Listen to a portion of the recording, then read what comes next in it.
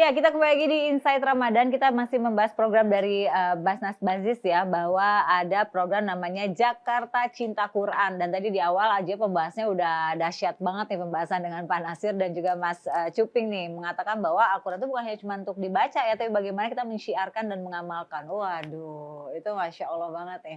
Nah, Pak Nasir mungkin bisa jelaskan lagi nih, untuk program Jakarta Cinta Quran ini targetnya nih apa sih gitu? Programnya ini seperti apa gitu? Iya, jadi kalau kita bicara Al-Quran itu targetnya seluruh umat Islam. Jadi kalau kita bicara DKI, kebetulan memang wilayah kerjanya Basnas Bazis DKI Jakarta, jadi makanya kita istilahkan Jakarta Cinta Quran. Jadi ini tahun 2022 pas Nuzulul Quran, kami mencanangkan kami mencanangkan gerakan ini Jakarta Cinta Quran. Jadi kami awali pas 17 Ramadan, hari turunnya Al-Quran. Jadi melalui Pak Gubernur menghimbau semua warga DKI pada waktu itu pada jam 10 membaca Al-Quran. Baik di rumah, di kantor, dimanapun, itu membaca Ar-Rahman dan Al-Fatihah. Dan luar biasa responnya ini. Sampai kami dapat info dari masyarakat, ada yang di terminal, ada ibu-ibu yang sedang lagi masak, ada yang sedang berdagang, ada lagi di bis. Bahkan kami dapat info ini ada orang masyarakat Jakarta yang sedang umrah juga dari Mekah belum mengirimkan sedang pada jam 10 baca Al-Quran. Bahkan dari Amerika juga ada ikut partisipasi dengan gerakan itu. Jadi wah, ini luar biasa nih partisipasi masyarakat terhadap ini. Dan kami melihat berarti masyarakat memang haus ada sebuah gerakan bersama yang tadi itu ada syiar bersama, bagaimana Al-Quran ini betul-betul kita hadir di dalam jiwa kita semuanya. Jadi sebenarnya tuh dari kita juga masyarakat Jakarta tuh yang Muslim gitu ya, sebenarnya ingin haus berpartisipasi ya. Namun memang terkadang harus ada yang menggerakkan terlebih dahulu nih sehingga jadi sebuah gerakan ya seperti itu ya. Kalau untuk bentuknya tuh selain tadi atau ada acara atau apa untuk program ini sendiri Pak? Kami juga ini tahap kedua kan tadi mengenal, membaca, kemudian menulis. Kami juga melakukan gerakan menulis mushaf Al-Quran. Gerakan menulis Al-Quran. Jadi metodenya follow the line. Jadi ada Al-Quran yang sudah dicetak, kemudian tinggal ditebalkan. Oh, jadi kayak mengikuti ya. Tinggal mengikuti. Jadi tentu kita bagi umat Islam menjadi sebuah kehausan, kebanggaan kalau dari tangan kita sendiri pernah menulis kalam Allah. Betul. Ini luar biasa kebanggaannya. Jadi waktu itu kan di dalam Al-Quran ada 604 halaman.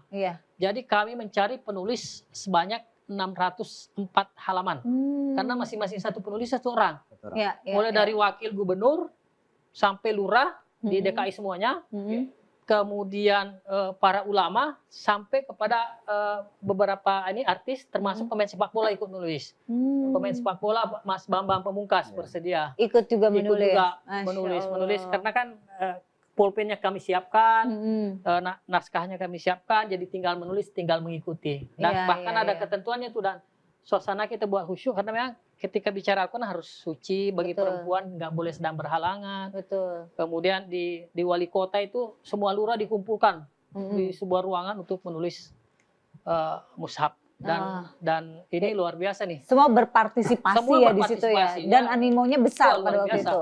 Jadi banyak yang menyampaikan, wah ini seumur umur baru kali ini saya bisa menulis. Ini mushafnya ini sedang kami cetak nih. Jadi semua penulis ini kami akan bagikan. Dan insya Allah gerakan ini akan terus berlanjut nih. Mungkin ada para artis misalnya, mau pada ada 604 bisa menulis. Memberikan menginfluencing ya. Jadi bisa mushaf artis atau apa namanya, karena influencer ya.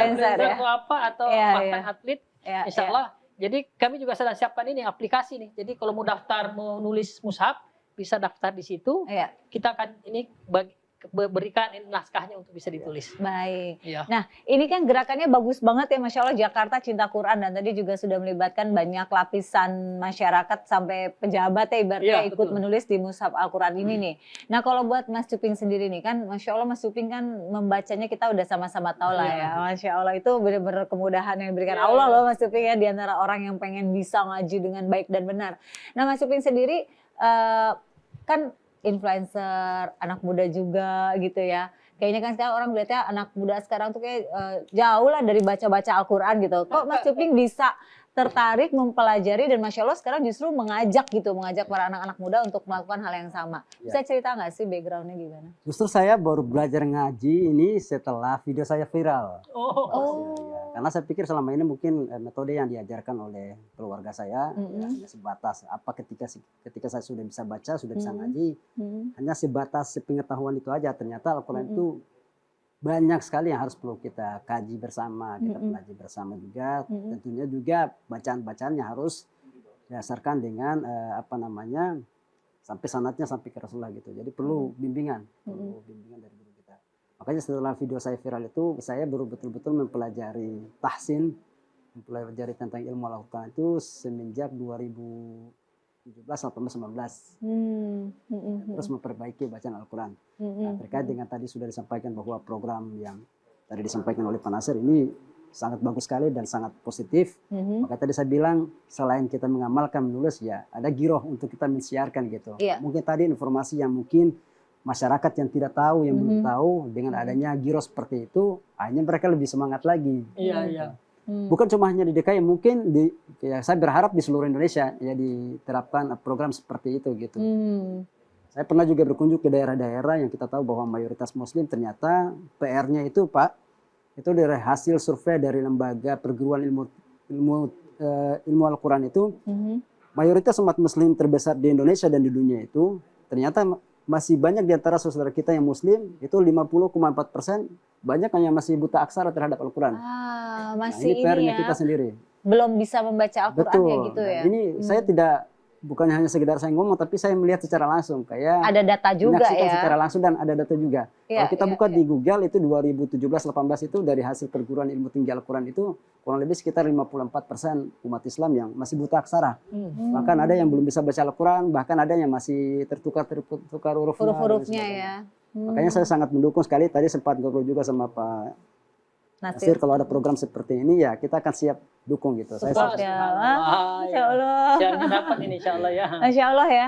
Nah Pak Nasir, kalau untuk impact dari program Jakarta Cinta Quran kepada masyarakat selain tadi ya bisa digerakkan membaca ketika jam 10, apalagi untuk gerakan ini? Ya, jadi pertama kami melihat bahwa masyarakat DKI mungkin yang tugas hari-harinya misalnya ada sebagai lurah, sebagai camat, itu kan kebetulan yang ditulis itu ada daminya kita kasih 3, itu bisa dibingkai, bisa ditaruh di ruangannya. Ini sebenarnya sudah luar biasa nih. Ada di ruang kerjanya itu ada Al-Quran yang bisa terus menjadi pengingat kita, mungkin kita harus membaca, dan kami Basnas sendiri terus melakukan kita sudah menulis, kemudian insya Allah kita juga akan bagaimana menyiapkan guru-guru bagi masyarakat DKI yang ingin belajar membaca Al-Quran, kami juga akan konsen di sana. Oke, baik. Jadi salah satunya menyiapkan guru-guru itu ya? Betul. Karena tadi terkait yang Mas Cuping katakan ya bahwa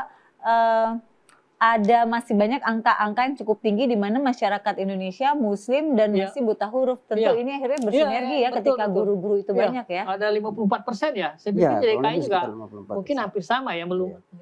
Kami belum dapat data tuh, jadi menarik tuh. Baik. Kedepannya selanjutnya ada apa lagi dalam program ini, dalam program Jakarta Cinta Quran? Jadi saat ini target kami tahun ini akan mengumpulkan sekitar 300 guru.